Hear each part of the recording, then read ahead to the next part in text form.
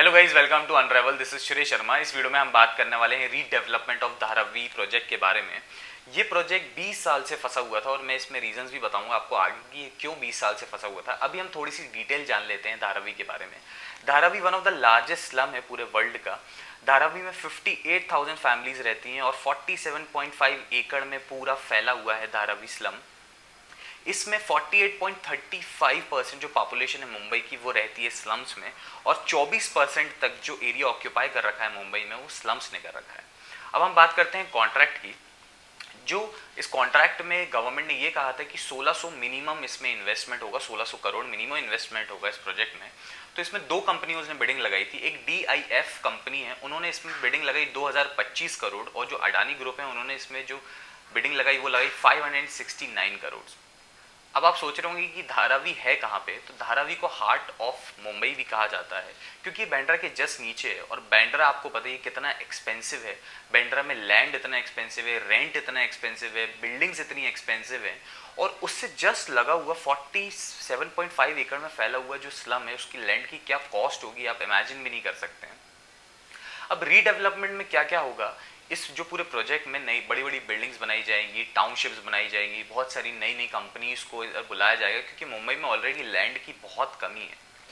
अब आप सोच रहे होंगे जो स्लम में लोग रह रहे हैं वो उनको बेघर कर दिया जाएगा, तो ऐसा नहीं होगा। इन सबको रीसेटल किया जाएगा। जो भी वहाँ पे लोग रह रहे हैं, उनके जो बिजनेसेस हैं और जो उनके घर हैं, उन सबको रीसेटल किया जाएगा कहीं पे, और फिर इस प्रोजेक्ट को बनाया जाएगा। अब आप सोच रहे होंगे कि जो स्लम वाले लोग हैं इनका क्या फ़ायदा है इसमें। तो इनका जो ये फ़ायदा मैं आपको बताता हूँ। जिनके भी 2000 से पहले वहाँ पे स्लम थे, जिनके घर थे स्लम में, उनको सबको एक नया घर दिया जाएगा। 300 स्क्वायर फीट जो उसकी जो वेट होगी और जो लेंथ होगी वो 300 स्क्वायर फीट होगी। और भी बहुत सारी बेसिक बेसिक प्रॉब्लम सॉल्व की जाएगी। फॉर एग्जांपल पानी की प्रॉब्लम सॉल्व की जाएगी, वहाँ पे हाइजीन की प्रॉब्लम सॉल्व की जाएगी, और बहुत अच्छे से इस चीज़ को डेवलप किया जाएगा। इस पूरे प्रोजेक्ट को कंप्लीट होने में 7 साल लगेंगे। इस प्रोजेक्ट में जो भी पैसा लगेगा, चाहे छोटा से छोटा हो बड़े से बड़ा, वो पूरा अडानी ग्रुप को देना पड़ेगा। और ये जॉइंट एंटिटी में काम होगा। फॉर एग्जाम्पल 80% जो इसमें जो एंटिटी होगी, जो इक्विटी होगी, वो अडानी ग्रुप के पास होगी, और 20% स्टेट गवर्नमेंट के पास होगी। अब मैं आपको बताता हूँ ये प्रोजेक्ट क्यों इतना ज़्यादा एक्सटेंड होता जा रहा था। तो फर्स्ट जो प्रपोज हुआ था, जो ये प्रोजेक्ट, वो 1999 में हुआ था, और उन्होंने कहा था कि इसको इस स्लम को पूरा एक टाउनशिप में बनाया जाए। फिर 2003 और 4 में क्या हुआ, इन्होंने पूरी प्लानिंग कर ली, लेकिन फिर भी चीज़ें डिले होती गई और गवर्नमेंट चेंज होती रही, तो किसी ने इस चीज़ पे ध्यान नहीं दिया।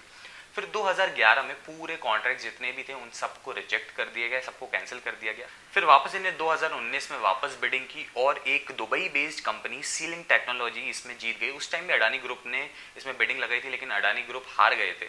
फिर 2020 में इन्होंने वापस पूरे कॉन्ट्रैक्ट को कैंसिल कर दिया, और उन्होंने ये कहा कि जो भी यहाँ पे प्रॉब्लम ये है कि रेलवे लैंड भी आ रहा है यहाँ पे, और रेलवे लैंड भी इस डेवलपमेंट का हिस्सा होना चाहिए, क्योंकि ये सेंट्रल गवर्नमेंट प्रॉपर्टी थी, तो सेंट्रल गवर्नमेंट से परमिशन लेनी थी और बहुत सारी चीज़ें थी। इसलिए वापस 2020 में पूरे कॉन्ट्रैक्ट्स को कैंसिल कर दिया गया, और 2022 में वापस री इलेक्शन हुआ, और वापस नया कॉन्ट्रैक्ट बनाया गया, फ्रेश कॉन्ट्रैक्ट बनाया गया, और इसमें रेलवे वाले लैंड को भी ऐड किया गया। और फिर वापस इलेक्शन हुए, और आप जानते हैं कौन जीता। तो अडानी ग्रुप वापस ये टेंडर आ चुका है। देखेंगे 7 साल बाद कि ये प्रोजेक्ट कितना अच्छा बनाया जाएगा और क्या क्या नए नए चेंजेस आएंगे। अगर आपको ये वीडियो पसंद आया तो please like, subscribe and share. Thank you so much.